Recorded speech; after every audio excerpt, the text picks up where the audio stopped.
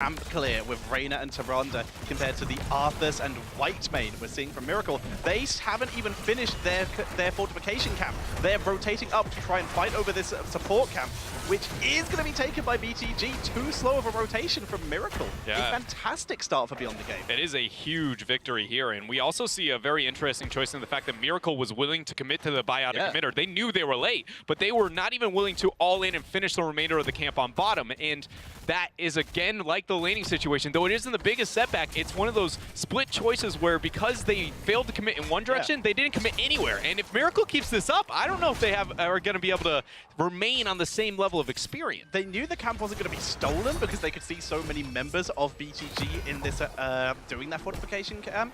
That support camp. But because of that, the turret healed all the way up. So they weren't able, they had to waste even more Arthur's time doing it. So now this camp the siege camp is so far behind that of BTG. Like you said, Miracle, they're looking a bit sluggish at the start, but with this first objective and having an Anubarak Arthur setup, that's going to give them a lot of move onto the point potential, but they have to be careful of that Varian Taunt. Exactly, because it is at the 5 window here when it comes to the levels, and outside of the 7 range, Whitemane has no opportunity to get the pre-cleanse, or even the cleanse for that matter, onto the Varian Taunt Lunara Lunar Flare, or excuse me, not Lunar, but Tyrande Lunar Flare. We see another catch attempt on Loktar. You know, I've seen this once before, I think, here, Ted. Yeah, this time he's not going to get assistance, though. He's just going to rotate up to his team for the objective. So remember, this is a turret and a turret for a turret, but there is a healing pulse on the side of Beyond the Game. So right now you can see they're happy to give up a little bit of percentage. It seems they might be trying to focus onto a level 7 where they can fight a talent up, as they do have a tiny XP lead, but they're trying to make plays happen in the meantime. But actually, it's Miracle who are doing the split lane soak now, rotating away, giving BTG control of the point. Yeah, they do have a pretty big advantage on the top half there, and it's not on a pale horse there at level 1 for LLK, so not as good off-lane clear. We'll be able to deal with that. Genji now making the transition down. This is the window for Miracle. They find themselves a Howling Blast. Judy yet to throw out the Impale here, and it's going to be a small temporary control back. Once LLK clears up that camp, he will rotate back, and then the question is, does Beyond the Game hold their own the same way they did earlier? Both teams going to have level 7 at pretty much the same time. A tiny time advantage for BTG, but they're doing nothing with it. And as such, Miracle, they're going to be able to fight relatively evenly. Again, no support, no biotic emitter here, so they're just going to have to try and play around that, try and gain a good opportunity. And I think a big important thing to highlight here is because of the macro decisions made by Miracle, they bought the 7 window. They got what they wanted now. If the clock comes out, they have a cleanse opportunity, and there we already see one. Judy just fine there. Loktar with a huge hammer swing, hitting 4, forcing Frankwolf to kind of second-guess himself. Beyond the Game, Health Bar is winning this fight significantly, Tetcher. They tank through that beautifully, and their turret out-sustains the turret of Miracle, so they are able to gain more objective value and more item value here. So in fact, great start there for BTG, but can they continue it? A hard engage potential coming in here, and a quick blow-up attempt on LLK, but the Biotic is attacking it through the taunt being used, but a great deflect by Genji. Yeah, good job there. That arcane orb nearly killed LLK. Barely able to keep himself up. My goodness, Beyond the Game here, though, the counter response to that initiation was very impressive. Now, Loktar now maybe caught out. Has an opportunity here for the team as they see 99% and counting. 619, got to receive the pressure. Loktar goes in, 2-man burrow charge, going to connect. Twin strike there, but no kill, no reset yet. Impale through. Loktar ends up going down, and that's a reset 1 here for Sniper. The deflex picking up the kill there. BTG with a little bit of impatience, choosing to target while he was next to Loktar. And as such, with that number advantage, that's going to be the first protector going over to Miracle. See what they can make happen with it here, even in the downtime. Find a way to pick up an opportunity with this turret. Was sniffed out as 365 Sentinel does end up connecting, but now we see the standard Volskaya protector rotations here, starting with the mid-front wall. And it looks like maybe some consideration and preparation towards control point B. As such, they move up top. LLK has been significantly overambitious, gets some armor, and detonates anyway. That was some very questionable positioning coming in there from LLK on that Malphite. I think the biggest kind of difficulty there for LLK is maybe not getting caught out with the rotation. Yes, I do agree, a certain level of ambition there, but the response after getting caught out. Nachojin almost but it's not going to happen fast enough. There another kill here as Miracle just dismantling on all fronts. BTG looks so composed, and the second they start falling behind, behind, everything is falling to pieces. We are immediately seeing Miracle putting the pressure on, even pinging in some extra damage for BTG, so if they stay around for this defense, they're gonna get themselves in trouble. A Fountain is sniped as well in mid lane by Genji, even removing more protection once the game continues, but that's gonna be the first fort of the game. It is the first fort of the game, and as you said, it feels like when it rains here for Beyond the Game, it pours. Pens are going to be there, and with the Biotic emitter available, Miracle wastes no time here with the 10 advantage, claim this for themselves. It's not an opportunity to respond here for Beyond the Game. At best, just gain a little bit of information and look for a future fight. Either control point B, or finding a way to maybe invade over that turret camp could be a realistic option for them. They're going to hit level 10 with it, so like you said, this could be their good opportunity if they want to play more aggressively. If not, getting into lanes, making sure they're soaking, preparing for the next objective would be the name of the game here, and that looks like what's going to happen. Unfortunately, we're once again having deja vu as Locktar is getting focused down. Fantastic fruit, and Locktar says bye-bye. Really well done there by Nacho Jin. With that level 1, too, it's only going to get that much kind of more difficult to be able to leap away with those situations. He is about one Howling Blast away from just going, I don't even care if I connect at the end. Yeah. The entire trail is going to keep you here with me, Locktar. And that has been a very big focus there for Miracle so far. And part of the reason I thought that we would, again, see a little bit more of that Malthael into the offlane here for the squad. Just decided to make the transition down here, maybe catching out Arthas for a moment, but now going to just retreat here and wait out for control point B. Beyond the Game has only a few opportunities remaining there. On to Sniper, they hit the taunt, but the cleanse. Last rights! Heal comes through from Blue. That was a really good heal there from Blue Beetle. Absolutely fantastic, keeping Li Ming alive there, easily able to tank through it. And as such, though, like you said, the root of Arthas, the level 1 talent, is complete. He's doing pretty fantastic on his frozen waste as well. If you look at Varian, though, 619, he's almost completed his lines more, so going to have a little bit of extra burst damage and a more consistent slow, which is potentially removable by the cleanse. Maybe saving that until after the cleanse comes out could be the effective option here. The one thing for me now, knowing that we have the Dragon's Blade actually selected for Miracle, is going to be really, where does Beyond the Game decide to be able to force? Because normally when you see a Varian Toronto composition, you go, we're the ones looking for the picks, we're the ones who want to open up here. But if they end up struggling to get an initiation like that onto Judy, onto a Genji, Genji goes back, gets heals, and then forces a fight, which is not what a Varian wants on his side. He wants to be the one dictating control and opening, and in Arthas slowing all of them down to make sure they can't retreat while Dragon Blade is just hacking and slashing is a nightmare that keeps replaying in my head, like we're going to see here, I think, over control point B. As dash away, completely dodging the Avenging Wrath, and I agree with your concerns here. The only counter, they have a lot of CC, but a lot of it requires a setup. The only point and click here is going to be that taunt coming in from Varian, and he actually thinks about going for Frankel there, decides against it. As you can see, the close-in from Arthas potentially putting pressure onto the members of Beyond the Game. For anybody wondering why Frankel is able to switch strike as much as he is, that's the flow like water at 13. Hitting 4 members with the first one gave him an instant reset, being very patient with the secondary there. Frankel showing prowess on a hero that, as we heard from Wolf, is not necessarily one of the more common pickups here, not only for Frankel, but just Miracle in general. Judy has been left completely alone on this objective, and as such has managed to gain 33% for his team already. Malthael is in the lane, but currently is soaking up the experience and clearing out the mercenary camp, or at least weakening it.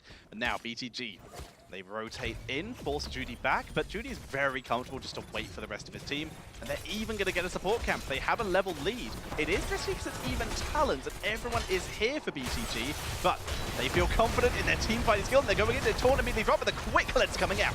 Locktar is now going to be the focus here for the team, but there's an Ardent Defender. 619's got the auto attack debuff on top of everybody. Genji going in with the Dragon Blade. Reset number 1 actually not there because Miracle lose the first member, end up getting the wipe, though, on to Yrel and Varian afterwards. Dancing. Quick heal almost keeps him alive, but Genji just getting reset after reset. Diving even deeper. Noob goes in, and down goes Toronto. That is a 4-for-1 coming in there from Miracle. A pretty well-sustained fight from BTG at the start, but the patience on some of those abilities. Getting the cleanse, yes, Arthas goes down, but that gives full freedom for Genji to do his work. And I think that Miracle was very confident going into that initiation. initiation, though Miracle in general probably is pretty confident when it comes to this series, specifically just looking at territorial abilities in heroes in general. Scarlet Aegis, amazing when it comes to AoE tight corridors. Arthas, let's be real, one of the best just heroes, period, when it comes to the corridors. Anubarak, not too shabby himself, but then the Dragon Blade. All these things add up to a very, very difficult fight around that biotic emitter. And when we look at BTG, none of the heroes, other than maybe a Starfall out from Tyrande, really pack that punch necessary. And again, doesn't feel it scales at the same rate as Miracle here. Last rights, small victories did gain the stack on Arthas, but you can't afford to commit just to the stacks while sacrificing so many members every single fight. We see the quick block coming in from 619, but he's getting focused down. While Frankel is just having so much freedom. It's not even a Starfall here. It is the Shadow Stalk getting a little bit of healing, but it's not enough as Loktar is getting dropped to run and not able to keep up with the healing. Yeah, Frankel got the reset #1 there. I don't think he's going to switch right back. Actually going into the wall, finds a third. Oh my god, he's not Frankel going to get the fourth, but he will get enough kills there. Cyber Agility should be up in a couple of seconds. He's thinking, oh, it's a Dragon Blade over the wall. Frankel has no mercy here for beyond the game. They even find LLK hiding up at the top of the map, killing him off as well. A 4 for 0 this time, just for a Dragon Blade cooldown. I count that as worth. And now the Protector is running it down the top lane, looking for the first keep of the game. Look, I've seen some stern messages sent throughout competitive Heroes of the Storm, but that was definitely, you know, has to sit among top 3 there. Out from Frankel, a rising star, not only within Korea, but now looks like internationally here, as they are already gaining a lot of control over BTG. Miracle already showing victory over Team Liquid earlier in the day. We'll see what Beyond the Game can do now. Down to 16 talent here, keep dead. Armor being applied by Loktar on 619, keeping him alive. Varian not the most tanky of frontliners here, which is why Yrel is so important to this. And they hovered around there for a long time, but now they rotate to the safer attack point for the second keep. Yeah, and it's an interesting choice here. Ardent Defender already popped. That's a colossal cooldown, 2 minutes, where that's not going to be available for Beyond the Game. 16 will probably be here within that window realistically. But overall, Miracle is kind of their world here. And I was just going to say, macro-wise, Miracle has 2 choices here. Either keep front wall and keep pressure throughout mid, abusing the 16 talent tier advantage that they have, or cycling towards bottom and prepping that for the control point C. Normally, we see teams worry about that a little bit quicker here. We'll see if they end up doing that in this time frame where Beyond the Game doesn't have 16. And if I'm to Beyond the Game, I go, that's my fight. 16 on bottom while Miracle sieging. Let's go. It's probably going to be your last chance as well, because Miracle are about to hit level 19. Storm tier talents are getting prepared, which is why I hate this positioning from 619. What are you doing? He might get himself caught out of position, in which case they lose that fight opportunity, but at least he kept vision. And already, LLK is showing positionally that they had no interest over this 16 defense over this bottom objective, and this is, I can't help but feel like, a massive setback for Beyond the Game, because from this point on, not only does the next Protector have that much more effectiveness in sieging forward to the base of Beyond the Game, but now they're losing a key front wall for only a biotic emitter. If they have to flank and all in one shot, and that seems like the call. They're going to try. Yrel now has the armor reduction talent. Variant chasing onto Frankel. They're trying to catch up to him, but he's too fast. Genji giving nothing up to BTG. A big setback here now for Beyond the Game. A third of a level until 20. They are desperate here to find a fight. And 619's first to move up, finds Nacho Jin. Nacho Jin questioning if he wants this initiation, realizing maybe out of position, goes forward, finds a taunt. Lunar Flare goes out, body blocking is there. Genji with a Dragon Blade, though, comes through. Nacho Jin fell very, very low. No resets available quite yet. But the Badge Committer is up, giving huge healings. Arthas is basically back to full moving in. The armor reduction from Yrel is good, but she is still taken out. And Frankel gets a little bit too greedy there, but it's still a soon-to-be 3-for-1. Nice root max range there from Blue Beetle, setting up Nacho Jin for a Howling Blast. 4 members of Beyond the Game are exactly that, Beyond this game right now, dancing there. He's going to get knocked up after the rewind use. 5 done, and it looks like Miracle is ready to take here game 1 on Moskaya. They hit 20 just in time. Quick arc on pure power pick up by Sniper. He wants that core rate potential. And, well, the core isn't going down the fastest, but the spawn timers are still high for most members. Yrel and Malthael can't hold this alone, and that is going to be GG. Miracle will take game number 1. Small side tangent. Never realized that attacking the Volskaya core actually made that audio until I watched a Imperial Huntley Ming just decide to spam at it. Thank you for that, Sniper. Today I learned. Everybody a little bit brighter every day here watching Competitive Heroes. Exactly, don't say we don't teach you anything. And what we just taught you there is Miracle are pretty good at team fighting, and unfortunately some of the decision making by BTG was not conducive to making the most of some of the advantages they had. They had a quick level 7 advantage that they made very little of. They had a 16 even talents, even though they were 2 levels behind, that they didn't make much of either. Yeah, I can't help but feel like that fight over bottom is very much the difference from Beyond the Game and other teams like Luna Meow, for instance, within this tournament. But that is going to be here for us for game number 1. I'm going to send it over to the panel to hear some of their thoughts.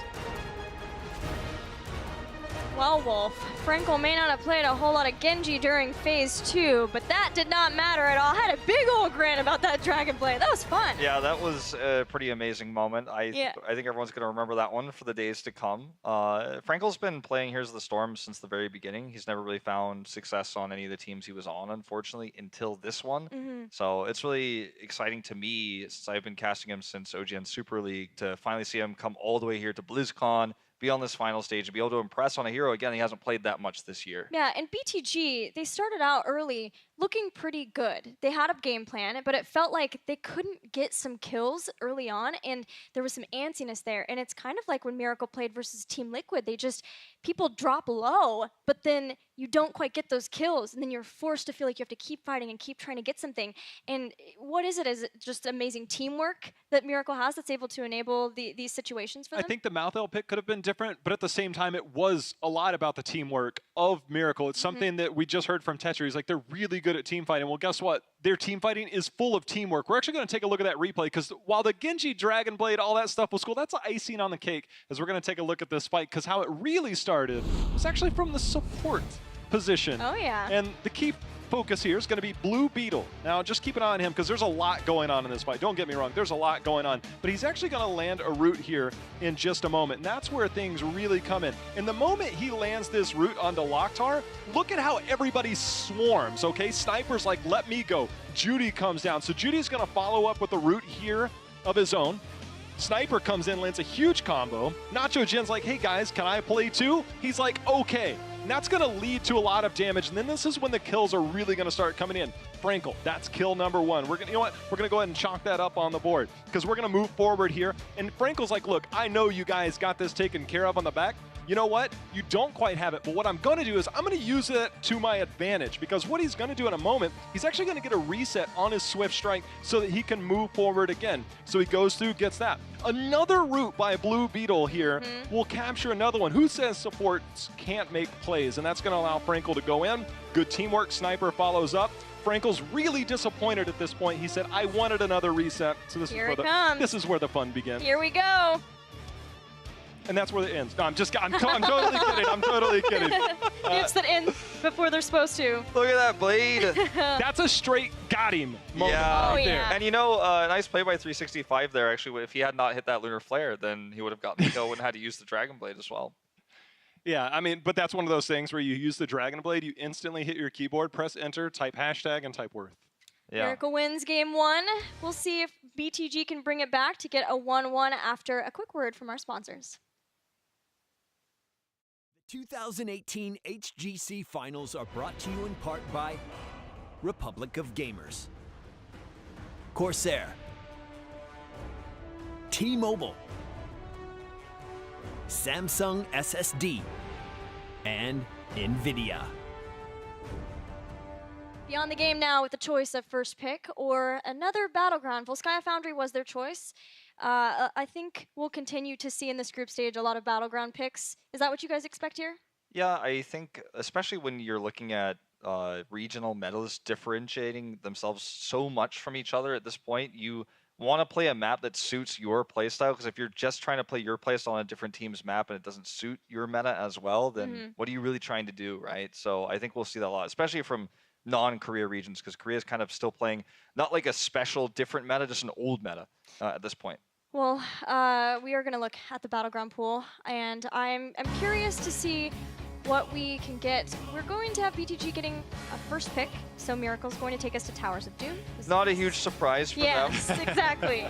I just wonder what kind of changes we'll see to the approach. We saw the Garrosh and Diablo in that first ban slot, but if you are going to come out with those unique strategies, maybe mix in an Abathur on something like this. The Genji was let through. Maybe the Genji is like, look, we don't want to deal with the Genji again. That was very strong. Frankel continuing to make his name here during this day number 1. So there are a lot of picks you have to consider, but you have to think, what can I play around? What are my strengths? And if it is a matter of, can we get the first pick onto a Diablo or a Garrosh of your own, maybe that's something you can move into to also counter Miracle. I will raise one concern that I had, and it's a concern that BTG had too, which is integrating 365, subbing in for Druid, and his playstyle along with the team, which plays very aggressively. And we did see a few times where the taunt, lunar flare were not always coordinated, even at the end where there was that flank, and we knew that BTG needed to take a fight. 365 was a little bit back, and so he couldn't follow up when the taunt came in and they were chasing down Genji. So hopefully maybe with this first pick, BTG can get a composition that they feel more comfortable with, and that might revolve around getting something for 365 that they've practiced with him on. Now, normally Miracle on this map usually focuses with the solo lane, be it a global hero or a lane bully, oftentimes to control the macro, and that way pull a lot of attention there, as is the Korean style, is to bring the focus away from where your real objective is, which is that bottom bell tower, right? So let's see what they end up choosing here, as Diablo is stolen away. The Leeming ban here, I love this adjustment because Frankel and you know, his partner in crime on this squad have done so well. Sniper in this case, so I'm talking about. Have done so well at getting these resets and having these team fights around Leeming, so much so it's drawn so many Ana bans throughout this tournament already. So we're going to see the solo lane later. They're not actually going to commit far to the Dahaka pick in this case, but actually go towards the Tyrande instead. Well, Abathur was let through the bans. It's so just, far. It's a matter of comfort, and it's one of those things that you can get that to your advantage. They're going to get the Dahaka plus the Hanzo. The Hanzo, great scatter arrow map for him. There's so many structures to bounce those scatter arrows off, get the delay, but also find ways to get damage. We've seen some pretty killer scatter arrows, most notably from Genji just a little while ago. And so that doesn't seem as likely when they have the Dahaka. It's a matter of Miracle. We saw the resets taken away between Genji, Li Ming. Now you've got Raynor there. But is it time to mix in a mage? Do you need to go back down maybe the Mephisto route and see if you can get some lockdown? Do we get, maybe that's a Frankel Raynor and you bring the Thrall back into business here? So that's the comfort, I think, of Miracle, is that they do have that diversity because they have Sniper on their team that plays that flex, that he can easily go back to the range or move into that melee position for them. The Thrall gives you a lot of opportunities to set up engages when you're playing against a squad that's die-focused or very aggressive, and it works really well against the Chinese style of play. So I think it wouldn't even necessarily be a bad ban here, but they're going to take away the Anubarak instead. Once again, kind of looking towards Judy's hero pool, taking the Garrosh away, grabbing a Anubarak, then also removing the Diablo. So he's getting a little bit thin in terms of heroes here. Surely this is where they can kill Judy, right? Like, this is where it happens. Until Can't Muradin have a comes noob. in. Well, I think the thing is, like, if he plays Muradin, and G-Clef and I have been talking about this for a long time, when Judy plays Muradin, he doesn't really die, he doesn't look like a bad player, but he's not a high-impact tank like a Diablo is or an Anubarak. He's not a playmaking tank, he's more of a peeler.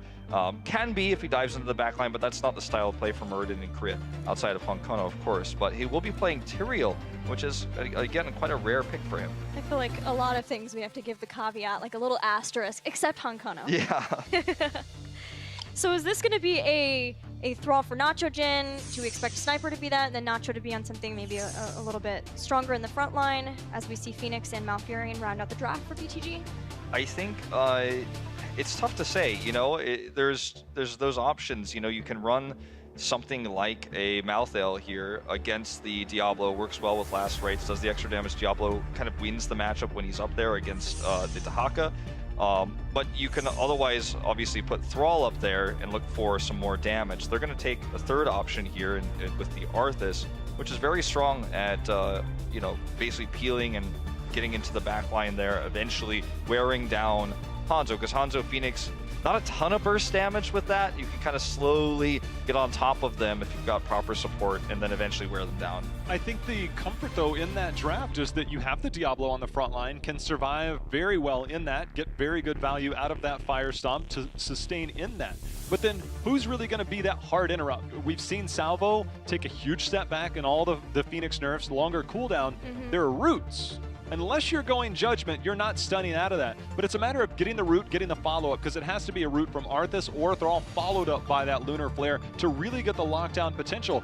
And Arsenal synergy against a heavy melee composition can really make Tyrande work on the other side. So the BTG draft, given the composition of the front line, Sure. it can still work and just aggressively move in and get the lockdown there. But I actually really like the Phoenix pickup into this because there's not as much interrupt threat, so to speak. Yeah, I think if the positioning of Phoenix is good, then this can certainly work really well. You've got a global Phoenix that's pretty decent at delaying. He can hit those salvos. You've got Phoenix plus Hanzo. You've got all that extra poke. And when they do try to hard commit, you've got the Diablo for that peel. So there's a lot of ways you can work this together. But it feels like we're watching BTG play against their normal playstyle. They're playing a more macro-oriented draft, not a team fight-oriented draft. So no matter who wins this next game, I'm curious to see where their level of kind of macro-oriented play is here on Towers of Doom. You know what it feels like to me? It feels like every international event that we have, because Tyrael is popping back up again. Dreadnought Toucher, do you agree?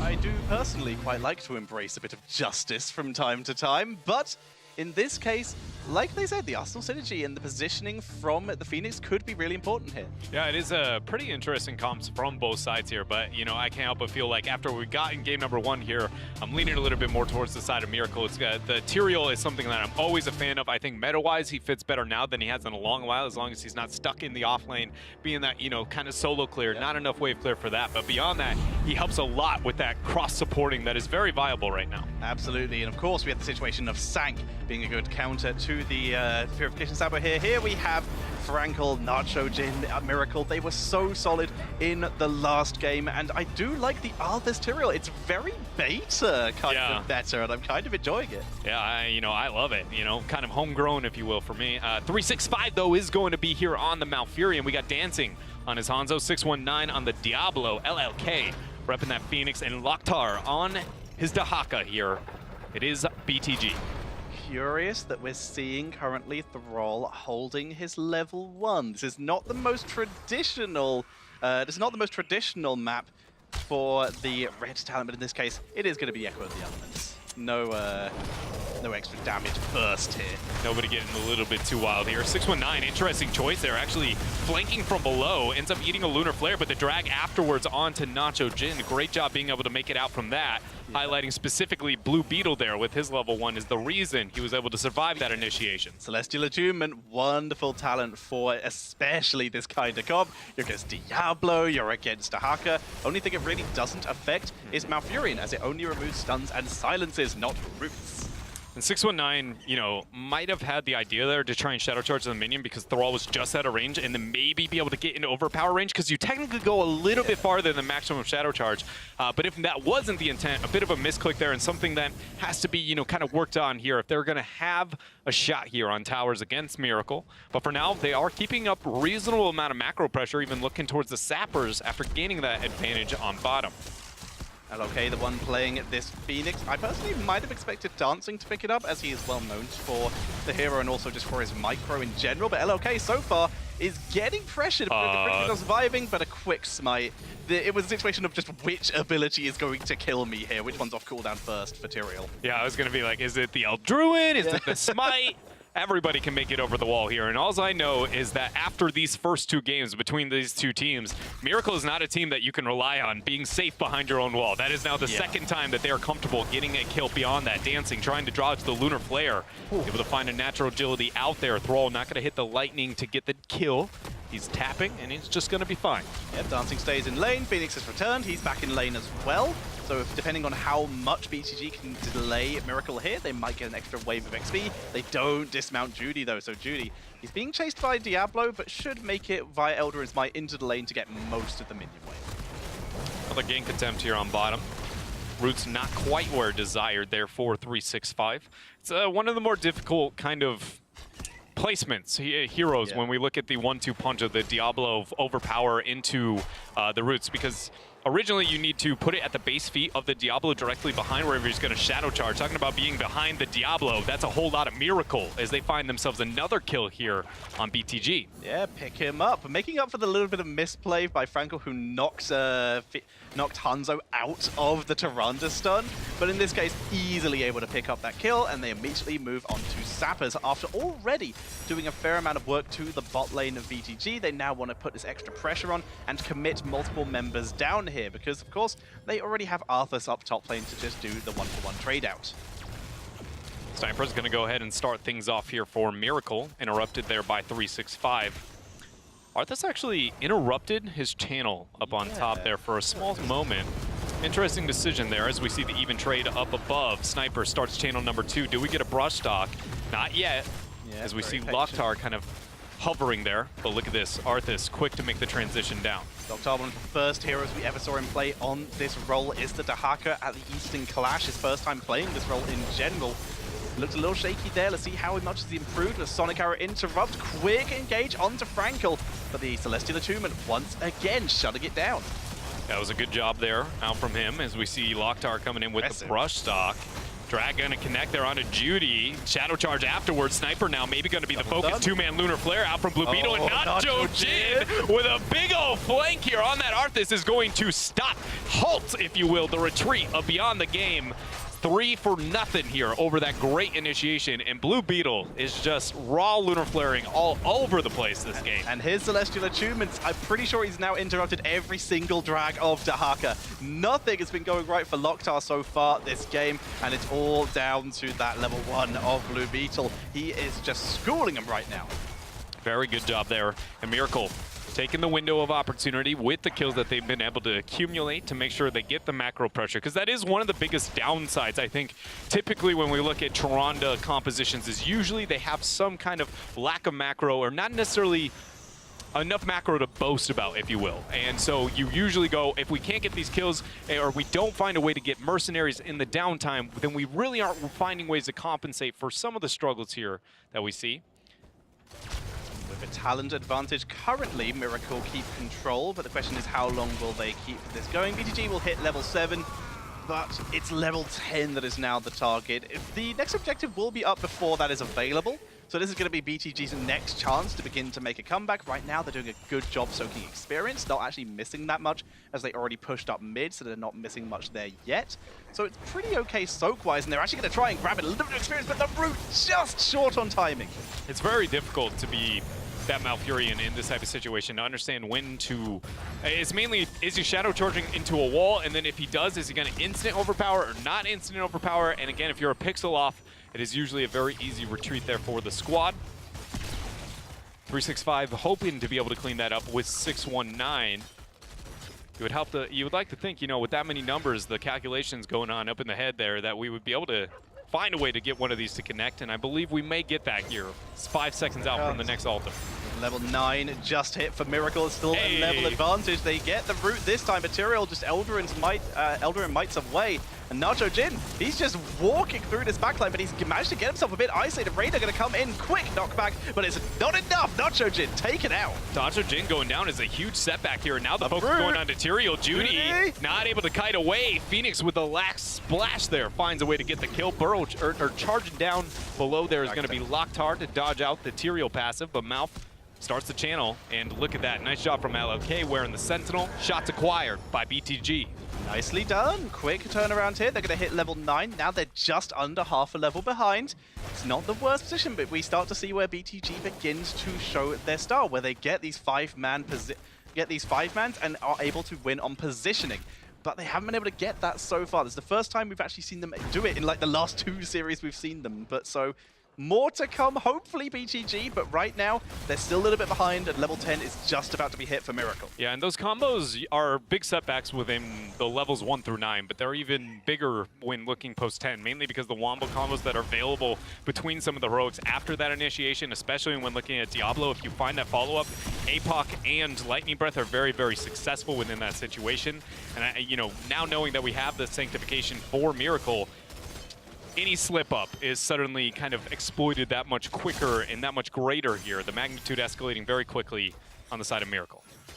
And they're beginning to try and put some pressure onto bot lane with these sappers. They move in, Hanzo tries to ping him off, but he has not got enough damage, and as such, sappers traded out in both lanes. Top lane still being pushed in by BTG, but Miracle, they are going to kill off this bell tower. There is no ifs and or buts about it. Bell tower conversion over, and beyond the game, maybe looking for a response beyond that before it totally gets converted. It's only a vessel, if you will, of a actual bell tower for Miracle for the next while. It's 18 seconds out from this double altar. We'll see what Beyond the Game decides to do here when it comes to decision making. If they want to go for a trade, if they want to try and defend over that bottom bell tower. Miracle yet to commit too many resources over this altar. Mark of Mending from Tyrande could be incredibly effective in these fights. Got two very high hit point heroes here with Tyrell and Arthas, giving that 2% healing. Might be good once they have more grouped up fights.